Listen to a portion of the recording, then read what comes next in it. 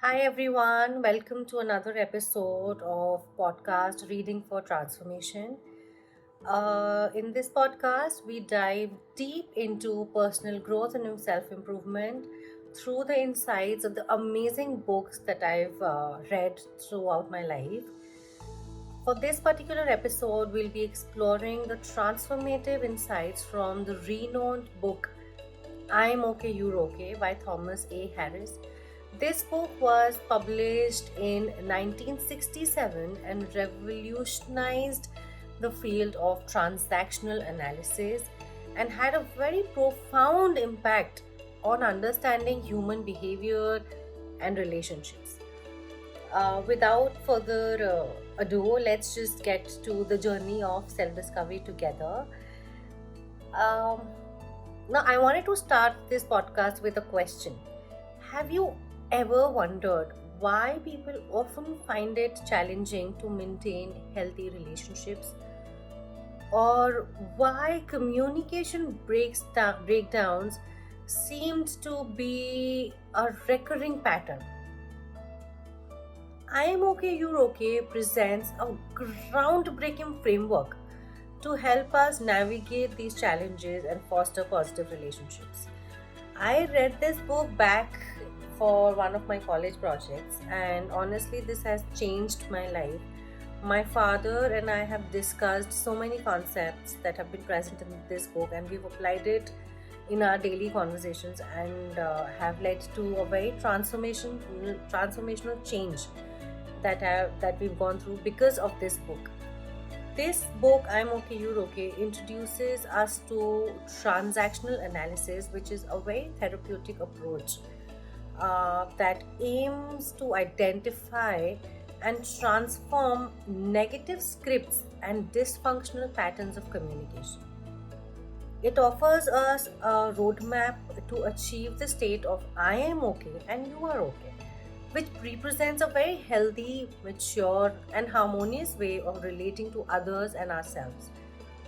So, what does this book really mean? What does I'm okay, you're okay means? It's all about embracing a mindset of mutual respect, acceptance, and empathy. This book acknowledges that every individual has a worth and deserves to be treated with dignity. This positive mindset allows us to engage in healthy and very fruitful interactions where both the parties feel very valued and understood. One of the key concepts in this book is the concept of life positions. The author identifies that there are four basic positions that shape our interactions. One, I am not okay, but you're okay. I am not okay, you're also not okay. I am okay, you are not okay, and the ideal state, which is I am also okay and you're also okay. We'll explore these statuses one by one, and let's start with the first position, which is I am not okay, you are okay. Now, this often emerges from feelings of inferiority complex or low self esteem, where people just assume that I am wrong and you are in the right. Individuals that are in this position may constantly seek a lot of validation and approval from other people around them, and they often feel very unworthy on their own. They may feel very powerless and depend a lot on external sources for their sense of self-worth. The second position that we have here is I am not okay and you are not okay. This is often characterized by a pessimistic outlook on life. Now, individuals in this position view themselves and others also as flawed, incapable, and even fundamentally broken. This position can lead to a sense of hopelessness and a lack of trust in others. The third position is I am okay and you are not okay. This often reflects arrogance and very judgmental attitude. People who think like this, like I am okay and you're not okay, they tend to view themselves as superior and more competent, and others as inferior and as lacking. They may struggle with empathy, and they fail to understand the experiences and perspectives of those around them. Now, let's move to the fourth position, which is the state of I am okay and you are okay.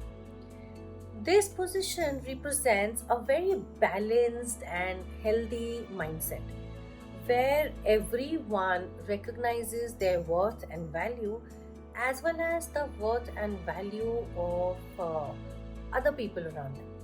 It allows open communication, empathetic communication, and building of mutually supportive relationships. Transitioning from any of the first three positions to the I am okay and you're okay ideal position requires one, self awareness, two, self reflection, third, a willingness to challenge our ingrained beliefs and behaviors. It involves recognizing and transforming negative scripts that we've had throughout our lives and that we have internalized over time. Transactional analysis explores the concept of strokes. Now, in this context, strokes refers to the units of recognition, attention, or the validation that we give and receive in our interactions. Positive strokes nourish our emotional well being, while the negative strokes can be very damaging. Understanding strokes helps us cultivate healthier patterns of communication and establish more fulfilling relationships. So, what are positive strokes? When you recognize other person's effort, when you give them a lot of attention, when you validate their feelings and thoughts. And the negative strokes can be showing attitude, arrogance in communication, having a superiority complex, or making others feel penned down.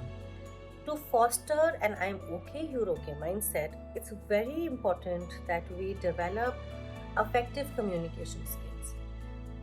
The ideal position, I am okay, you're okay, emphasizes very clear and open communication, where individuals express their thoughts, feelings, and needs honestly with a lot of authenticity, and while also being very receptive to others' perspectives.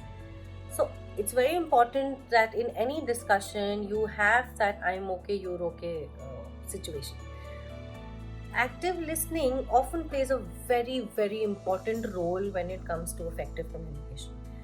It involves giving your full undivided attention to the speaker, maintaining an eye contact, and demonstrating genuine interest in what they have to say. Uh, by actively listening, we create a safe space for open dialogue and foster a sense of validation and understanding. Another significant aspect of communication, which is explored in I'm okay, you're okay, is the concept of games. In this context, in the book's explanation, games refer to the repetitive patterns of interactions that often serve as ulterior motives and prevent genuine connection.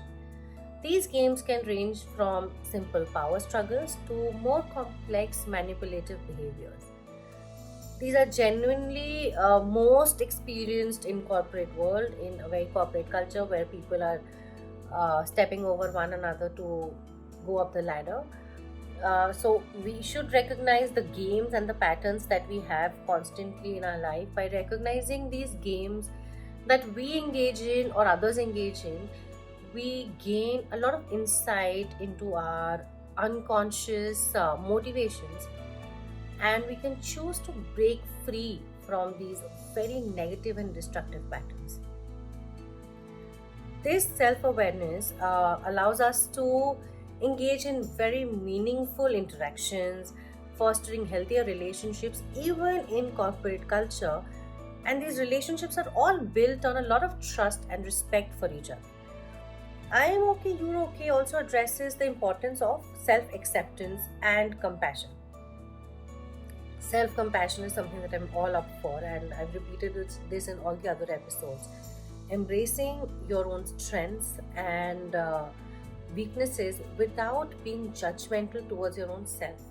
It allows us to extend the same acceptance to others. We accept others also with the same love and feeling, the love and kindness. It's a journey of self discovery and self love where we embrace our authentic selves and celebrate the uniqueness, the unique qualities that make us who we are. Let's take a moment to reflect how we really can apply these principles of I'm okay, you're okay in our own lives. First, let's start by examining our own life positions. Are there any negative scripts or beliefs that hold us back from embracing I'm okay, you're okay mindset? Challenge those beliefs, replace them with more positive and empowering thoughts. Doing this will help you shift your life position towards a very healthier perspective. Let's pay attention to our communication patterns. Are there any games that we engage in that hinder a very genuine connection? Are you trying to have a very manipulative language? There can be subtle forms of defensive behaviors and manipulation that we use to protect ourselves. Recognize those games, and we can consciously choose to communicate authentically, genuinely, and break free from these negative patterns. Furthermore, let's cultivate active listening skills, which is a huge challenge in the world that we live in. It's easy to be distracted and make assumptions during conversations, but let's practice active listening, empathetic listening, and seek to understand the other person's perspective. This can help us create an environment of a lot of trust and mutual respect for each other, laying the foundation of healthier relationships. Lastly, let's practice self acceptance and self compassion. Embracing your worthiness and celebrate your unique qualities. Recognize that everyone, including your own self, is on your own journey. They are on their journey, you are on your path. Extend compassion and understanding to others on a different path. By doing this, you'll reach a life position I'm okay, you're okay, which will help you build and nurture your current relationships. Just remember that personal growth and transformation takes a lot of time and effort. Embracing the principles that this book has taught us is a very continuous process, but the rewards are immense. You'll start noticing the changes in your relationships.